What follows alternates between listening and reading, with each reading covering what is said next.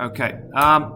So a lot of the first couple of pages I've sort of taken straight from my Year 10 booklets. This is nothing too new, but we're going to make sure everyone is on the same level. So, mass, there's different dictionary definitions, or matter as well. It's actually, the proper definition is its inertial response to a force. We want to relate it to Newton's second law. It's how much stuff a body contains. That's more chemistry, how many particles you have, how many moles of a substance. So we want to look at how it responds when a force is applied, and it has an inertial response. The more mass you have, the more inertia you have, or the more resistance you have to a given force. It is scalar, and the SI units are the kilogram. So let's get into Newton's first law. You probably don't need to recite them, but it might pay to make sure you have the definitions down. There's two different types of inertia. You've got your stationary inertia, which is an object at rest will stay at rest. But then you've also got your moving inertia, which means it'll stay in straight line motion. Later on in the course, we'll look at momentum. Momentum is sometimes defined as the inertia of motion. Okay? So we've got some key words here. You've got at rest. Oh, hang on. Let me try and redo the highlighter width. At rest or in motion.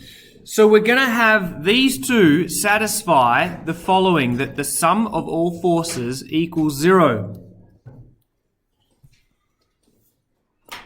If the sum of all forces is equal to 0, then A equals 0. Now there's two different scenarios, as we said. If A is 0, then you could have V equals 0, you are at rest, you are stationary, or you could be travelling at a constant speed. Okay? You've got to look carefully for key words. They're not always going to say V equals 0. They might say the following. They might say at rest. That's nice. They might say stationary.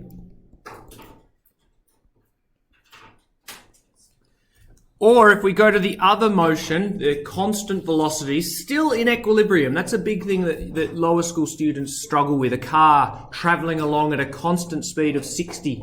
They associate the fast motion with an unbalanced force. There must be some force pushing the car forward. That's true, but there's a backwards force that's opposing it to maintain equilibrium. There's a word that I'll need to put down. So let's just get cruising. Or terminal velocity is another good one. Once an object has reached its terminal velocity, it has ceased accelerating. Have I missed any? Constant, probably just constants is another important word. So as soon as you see any of these words, it's telling you that the object is in equilibrium. So we'll just label what equilibrium is. Equilibrium is when all of the forces that are acting on an object are equal to 0. It seems the other class might be a little bit ahead looking at these different forces. Gaze your eyes upon this hanging mass and see that it is in equilibrium. It is not accelerating. There is a weight force down. Gravity is trying to pull that mass downwards. Well, there must be some upwards force. That would be the tension in the wire. Okay? So this mass is in equilibrium. Gaze upon this red Pasco trolley and see that it is in equilibrium also. This one's a little bit trickier. We're going to look at the forces involved here. There's a tension pulling the car upwards, weight force is acting down, and then there's a reaction force of the track pushing up onto the cart. So all of those three forces. Watch this one. Tension, weight, it's in equilibrium. Now it is not. Oh my gosh, so it's now no longer in equilibrium. This cart is in equilibrium. Weight force down, normal force up. Now, it is not. Good Lord. Okay, there was an unbalanced force. We're leading on to that last term there that Newton said. Unless there's an unbalanced force. Here, there's no cable. So over there you had some upwards force. There was a cable pulling that cart. Now, there must be friction between the surface. Okay, you've got weight down, normal up, there must be friction backwards. This one, I think Mr. Angus has set this up that everything is. Let's see if we can get this thing going. Ooh. That's pretty damn close to equilibrium. So whilst that was sliding, all of the forces were balanced. Oh, that's got. Damn it! You can't get near the track. So it was pretty good. So if that was travelling at a constant speed, we could analyse its motion a bit better with motion sensors and things. Constant speed, then all of the forces were balanced. So, and then this one. What were the forces against it? When it started. Well, friction back. So it's exactly the same forces as this one. That one had zero velocity, that one had constant velocity, but in both cases, they were balanced. Okay? But didn't it start at zero? Well, yeah, you're right. Yes. I don't know. It's close to being in equilibrium. Maybe it was accelerating slightly. Last one. We'll look more at this. I've got examples later on in the book.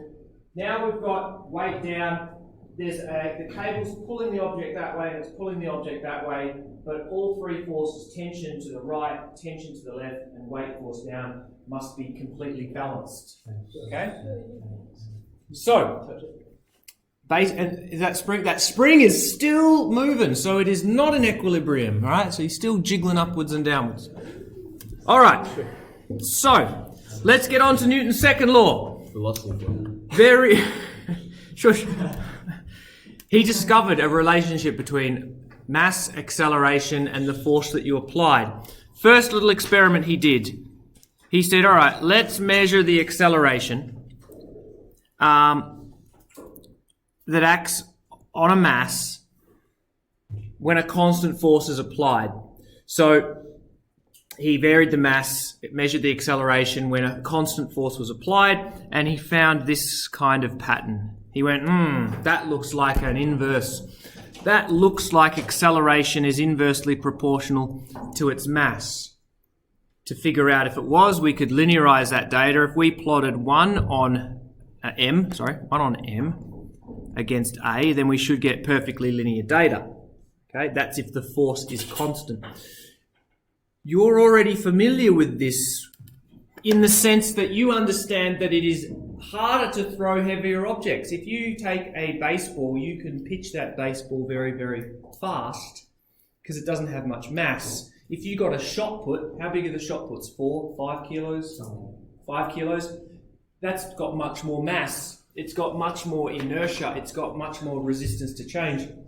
You're not going to be able to accelerate the shot put at the same rate as you could accelerate a baseball. All right, so you're pretty familiar with this as you've grown up and experienced how things react when you apply forces to them.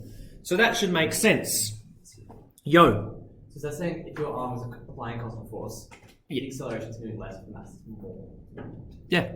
Yep. So if you threw a baseball as hard as you could, if you threw a shot put as hard as you could, the acceleration would be inverse to the mass. So triple the mass, 1/3 of the acceleration. Okay?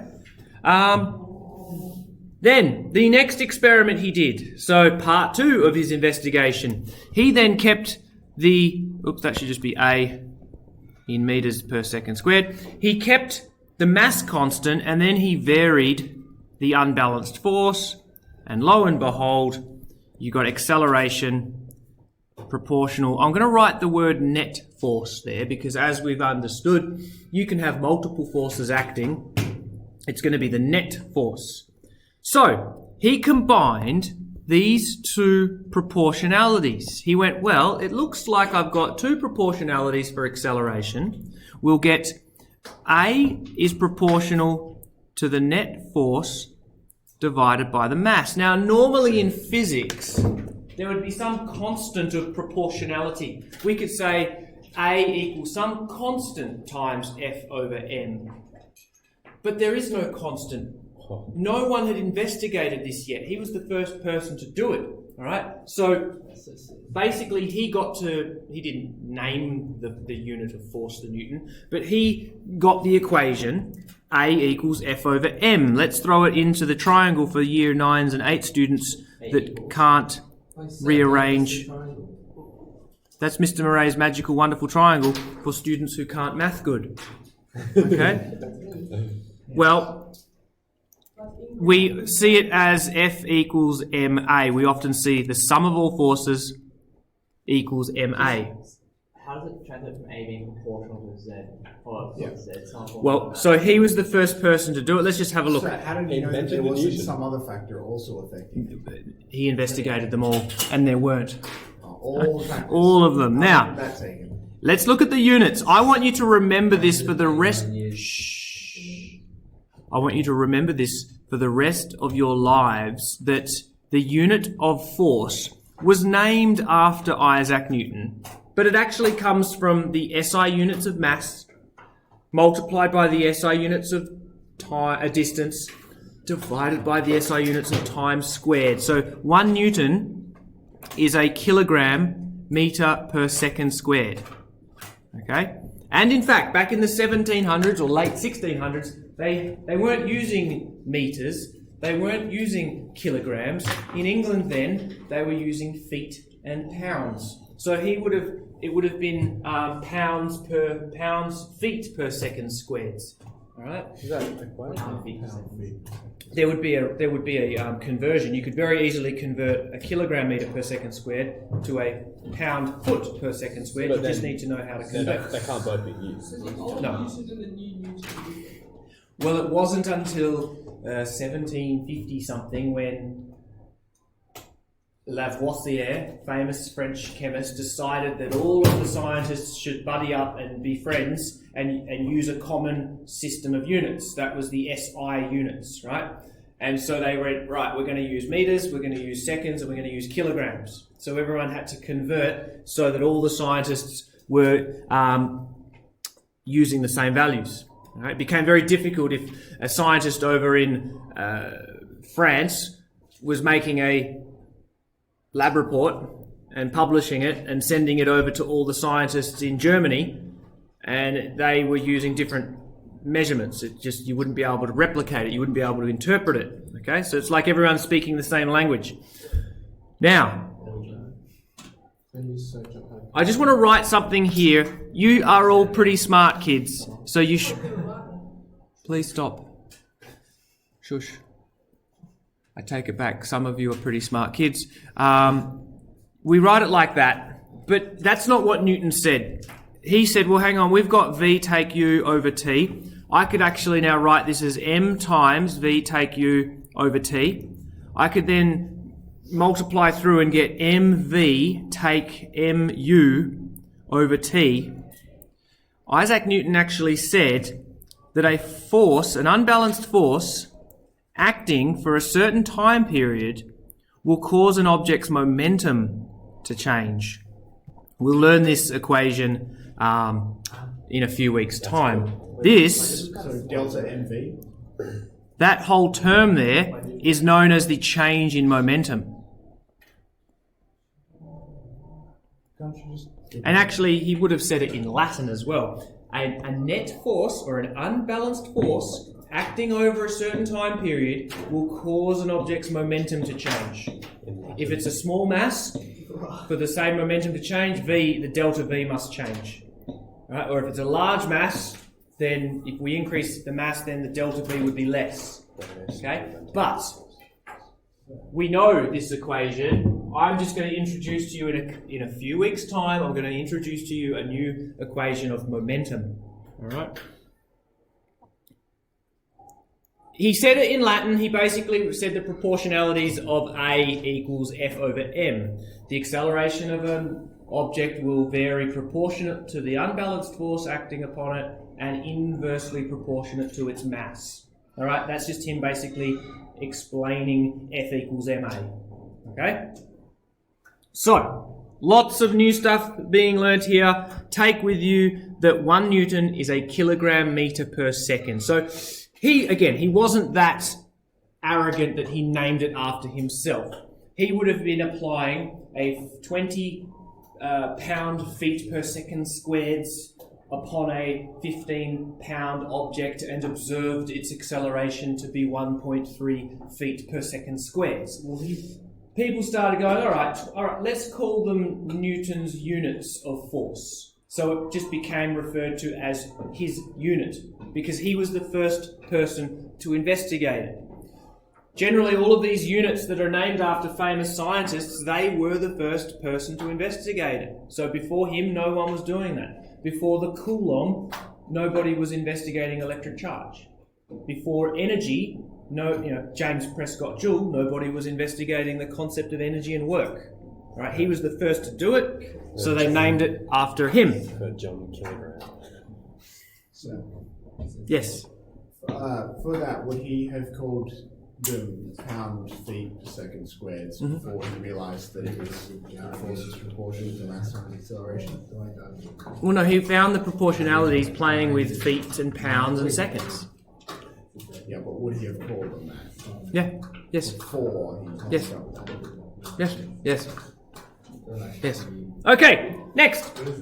Please stop clicking that pen. I find it very annoying. Just like the owner of the... No, stop. So I got to recharge. The only way I can recharge is if I bully and tease my students. I sort of suck the energy out of them. Consider therapy, sir. Huh? Consider therapy. Yeah, I'm going after school. Cross country Thursday. We'll probably do about a 10-kilometre run. It'll be great. Can you keep up? Can you? You sound like a high Depends school. what pace you're on. Yeah, bro. I can do a 5:30 flat. What am I drawing? Oh, it actually is a gun. Is it a gun, sir? Yeah, So it's an old school it's rifle backwards. with a red laser sight. Pew pew. Triggers backwards. Now, the easiest example is a bullet. Okay, we've got little mass 2, big mass 1. Obviously, you're familiar with the idea of recoil. So if you apply a forward force upon a bullet, the bullet applies an equal and opposite reaction force upon the gun. Okay? So here's the key thing. This occurs everywhere. This is why it's Newton's laws, right? Forces come in pairs. You need two objects. One of those forces acts on one object, the other force acts upon the other, and it's always equal and opposite. There has never been found a force that suddenly has been created without its equal and opposite reaction force. All right. Sometimes we don't see the reaction force, and it's a bit hard to, if you can't see it, it's a bit hard to believe. But with a bullet being fired, yes, you can feel the recoil acting on the gun. So could you just in brackets here write that acts on M2, and this here acts on M1. In the box, we're going to write FA equals negative FR. Now, the bullet is going to emerge travelling very, very fast because it is very, very small.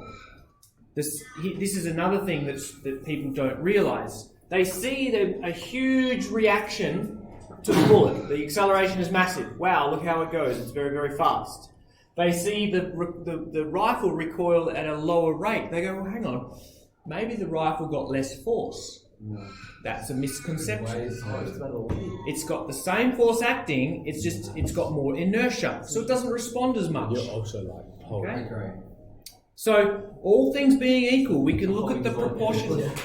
Boys, all things being equal, you can look at proportionalities. If the bullet is 100 times less mass than the gun, its acceleration will be 100 times more. So if it goes out at 1,000 meters per second, the backwards motion of the gun will be 1,000 times less. Sorry, 100 times less. It'll go backwards at 10 meters per second. Again, you can pick apart this equation and we can derive another law, which is the conservation of momentum. We will do that in a few weeks' time. Yes, Cameron? What about solar cells? Yep, they also... Photons of light have momentum. Yes, they're technically a mass. Cameron, could you be quiet for the next 15 minutes, please? That's actually interesting, though, sir. No, I agree. And you can't accelerate them. I have just explained this to my Year 12 class about how photons are massless particles, but they have momentum, so they can exert momentum onto solar sails. How's that? Could you please Mass? How does it have force? have a look at the... Okay, I'm going to show you the derivation because you're all smart kids and you should be able to handle this. Let's consider two masses.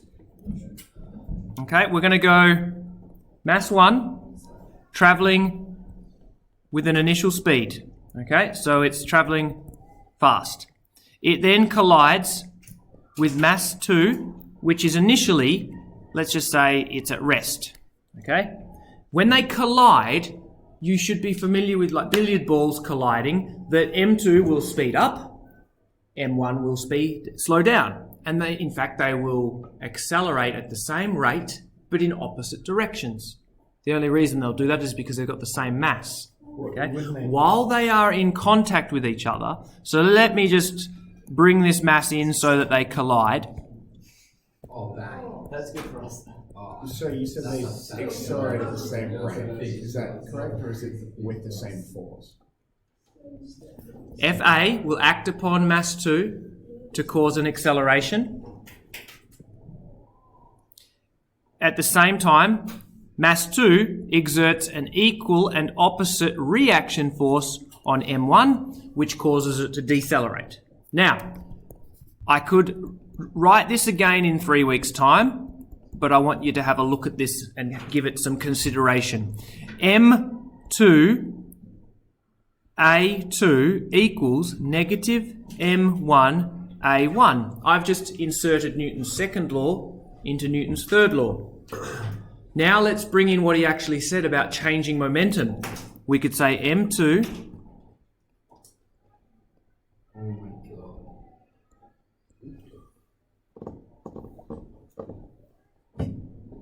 god. Okay, since we've got two objects here, we now just have to assign some little subscripts so that we can see velocity 1, time 1, velocity 2, time 2. Now, it shouldn't be too much of an extension to realize that they're touching each other at the same time. So mass 1 touches mass 2 at the same time that mass 2 touches mass 1. Those two time values are equal, so we can cancel them out. Okay? Now, if we can cancel them out, I'm going to expand out these brackets. M2 V2 take M2 U2 equals negative M1 V1 double negative plus M1 U1. Now, these are the terms that Isaac Newton was saying. It's the momentum. So now, the change in momentum of cart 2 is going to be equal and opposite to the change in momentum of cart number 1. Momentum is simply mass times velocity, if I haven't said that yet. What you will see this in a few weeks' time. All we're going to do is put the initials on one side. So let's put the U's on the left-hand side, and just trust me that we'll end up with positives. I know this doesn't look right, but M1U1 plus M2U2 equals M1V1 plus M2V2. This is the sum of your initial momentum equals the sum of the final momentum. So, This is known as the conservation of momentum. P is momentum. P is momentum, yeah. Side note, P equals mass times velocity. Oh, right, that's useful. Yes. And so, again, this is a law. It has been found in nature. All interactions of forces acting over time periods, momentum is conserved. Okay? We never find that the initial was larger than the final and vice versa. Now, the easiest things we can do in this classroom is have little carts colliding with other carts or coupling together and travelling off. We find that the sum of the momentum before the interaction equals the sum of the momenta afterwards. always and every ways. That is why it is a law. Okay? Yes. Plural of momentum, momenta. Momenta, yes.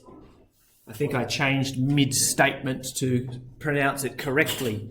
So, don't worry too much about all of the scribbling on the right-hand side. We just want to establish that collisions are an example of Newton's third law.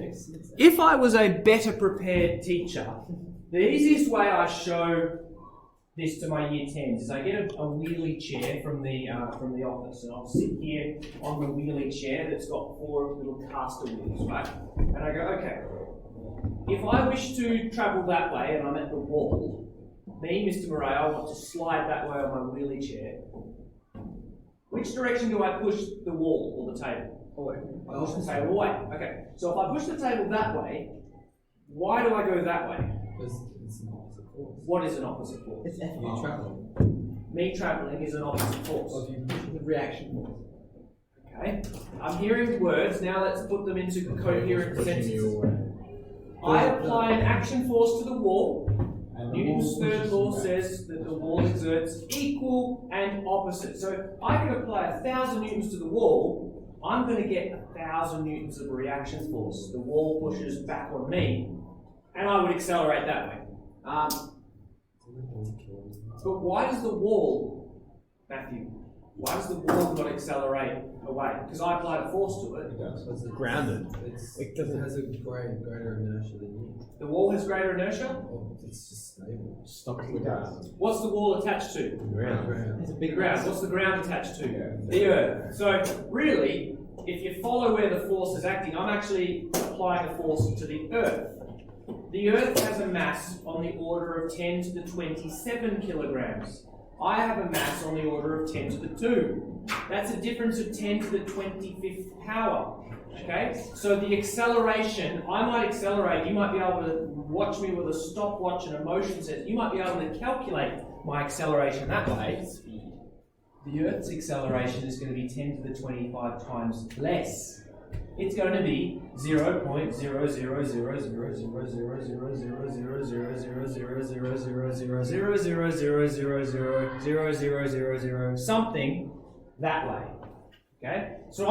0.00000000000000000000000000000000000000000000000000000000000000000000000000000000000000000000000000000000000000000000000000000000000000000000000000000000000000000000000000000000000000000000000000000000000000000000000000000000000000000000000000000000000000000000000000000000000000000000000000000000000000000000000000000000000000000000000000000000000000000000000000000000000000000000000000000000000000000000000000000000000000000000000000000000000000000000000000000000000000000000000000000000000000000000000000000000000000000000000000000000000000000000000000000000000000000000000000000000000000000000000000000000000000000000000000000000000000000000000000000000000000000000000000000000000000000000000000000000000000000000000000000 rotation of the Earth because I pushed upon it. It's just too damn big. Okay? So I pushed upon it. It's just too damn big. Okay? So you're saying if you could accelerate. Sam had his hand up. I did have my hand up. And yeah, thank you. So I remember there was this big Rory, thing- I can't hear Sam. There was this big thing in Europe where everyone jumped at the same time. Yes. In order to like change the axis rotation of the Earth or something. So everyone asks this every time I teach this. If every person on Earth went to the same location and jumped, I'm going to do very quick maths. Let's suppose that I could apply 1,000 newtons when I jump to the ground. Right? 10 to the 2 times 10 to the Well, 7 that's about squatting 100 kilos. Okay. Or 30 kilos on my back and Can squatting. you do that? Yes, easy. Yeah. 100 kilos. Easy. Walking For squat. breakfast. 1,000, right? 10 to the 3. Shh. 10 to the 3 newton. 30 kilos. Shush. 10 to the 3 newtons. We get, let's just round the numbers, 10 to the 10 people, right? In the same location, put them all in New Zealand. They're doing okay at the moment, right? So, 10 to the 10, multiplied by 10 to the 3, you could exert 10 to the 13 newtons in one location. That's acting on a mass that's 10 to the 27. So the acceleration would be 10 to the 13 divided by 10 to the 27. That's 0.00000000000000000 something meters per second.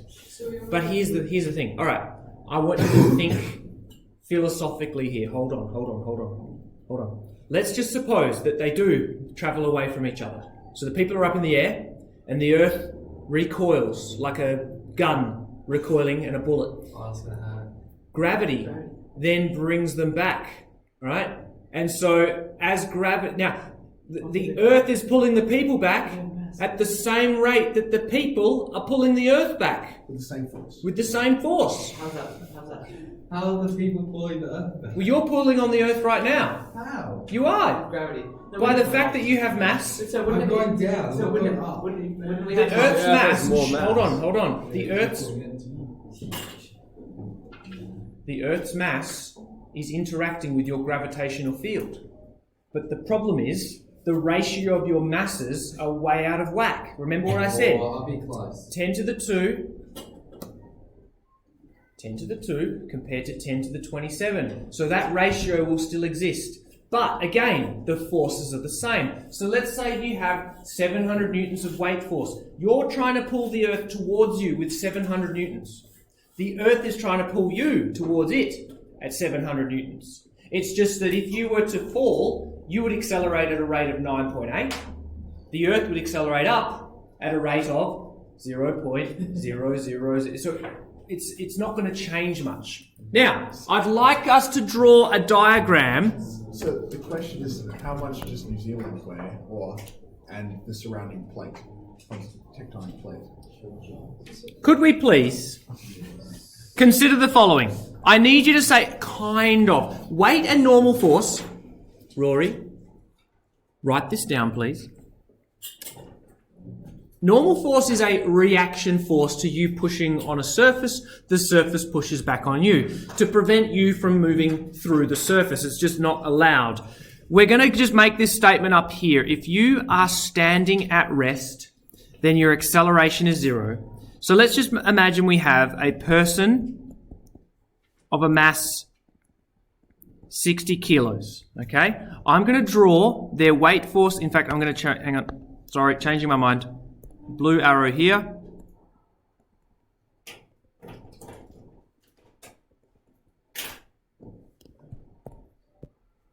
All right, now 60 times 9.8, 588 newtons. So the Earth is trying to pull down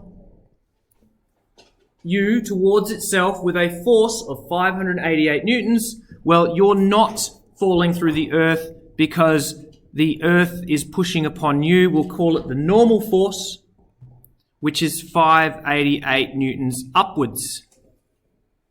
This satisfies if we were to write the forces like so. The sum of all forces equals 588. Hang on, we'll go plus 588. Plus negative 588 equals 0. I've just added weight plus normal. All right. But that is not the action-reaction pair. That's one force from one pair and another force from another pair. I'd like you to zoom out and draw this person standing upon the Earth. All right? This is the force of gravity that the Earth is applying to you, but you're also applying the same force on the Earth. Okay? We didn't draw this little upwards weight arrow because that wasn't acting on the person. We only drew the forces that were acting on the person. So we drew that one. There it is. Well, now this introduces another action-reaction pair. You are being pushed downwards on the Earth, and so the Earth pushes back. Hang on, let's just draw it over here. F action, F reaction. So, both the person and the Earth are in equilibrium. We'd say, which two forces are acting on the person? Well, I'm going to highlight them in purple. It's that one and that one. And you go, what about which two forces are acting on the Earth? Well, it's that one and that one. Okay? If you're a big lump of rock that's 5.97 times 10 to the 27 kilograms, you're feeling 588 newtons up and 588 newtons down. They cancel out. Okay? But you don't have to go into such a huge investigation of forces. You just know that gravity is pushing this person down. You can, in the back of your mind, you can understand that you are also pulling the Earth towards you, but that's acting on the Earth. And then the normal force pushes back. So if we want to draw the forces acting on a person, it's weight down and it's normal up. Now, a few things for you to note before we all depart. And I write this for the year 10s. I'm going to write this for you here. W is equal to weight It's a force. It is in newtons. Sometimes I write it as Fg. So I apologise if I switch between the ways that I write things.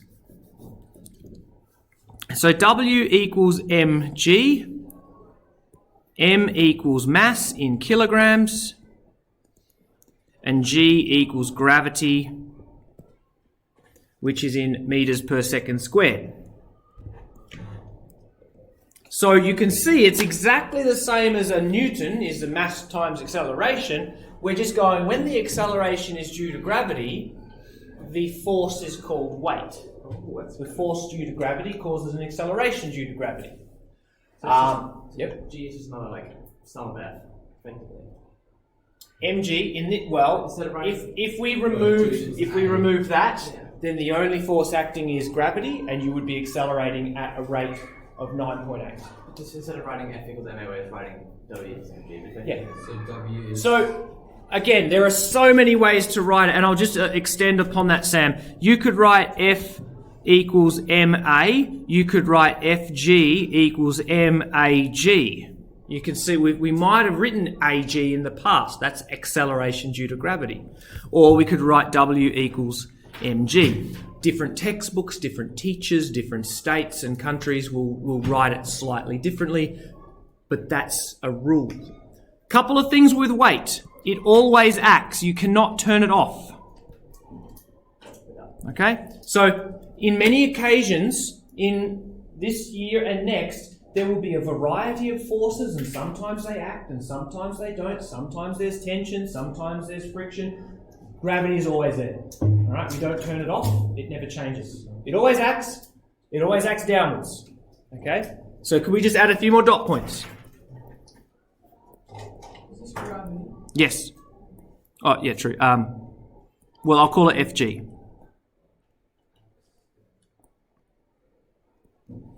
So now we need to bring back our good old convention about up being positive and down being negative. Okay? Now, when we are at the surface of the Earth,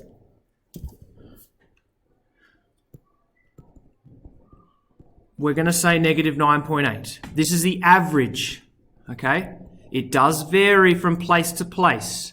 The Earth is not a perfect sphere. It is an oblate spheroid. Due to its spinning, it bulges at the equator. You're a little bit further from the Earth at the equator. You're a little bit closer to the Earth at the North and South Pole by the distance of about 21 kilometres. It varies. Sometimes it's 9.81, sometimes it's 9.79. We're just going to average things. Okay? You're also spinning around it. The year 12s would look at the centripetal acceleration because at the equator, you're travelling about 40,000 kilometres every 24 hours. You're travelling about 1,600 kilometres per hour if you're at the equator. Where we are, that is reduced by the sine of the latitude that we are at, whatever that might be. The sun. The sine of the latitude. So if we're south 47 degrees, you would reduce that tangential because you're reducing the circumference of the sphere. Yeah. Anyway, that's just maths. We don't need to worry too much about that. So, please, use this number. It's in your data sheet. It's 9.80 to 3 significant figures, but you could go to the top of Mount Everest and it might be 9.78. You could go to the North Pole and it might be 9.81. We're not going to worry about it, okay? So when you see an image of a person standing on the floor, I don't want Cameron Minchin going, oh, what latitude and how far above sea level are we? No, just treat gravity as 9.80, okay? Yes, Cam, question. Ironically, the valleys of mountains have the highest gravity. Hey? Ironically, the valleys of mountains have the highest gravity. Why the valleys of mountains? Because there's so much mass there and you're close to the Earth. But you don't want mass around you, you want all of the mass beneath you and close to you. Yes, but the further away you get from the Earth. Anyway, You also want that geos mountain or to be made of a dense rock like granite and not a sedimentary rock like sandstone. Yes. Yes. There's a whole study of it. Why, sir? And in fact, Density. Wait. Alright, Matt. Alright, we'll leave it there. so one more thing. We'll do some more fun stuff tomorrow. One more thing. Yes. It's called like geo something. Seismogeo, yeah? Yeah. And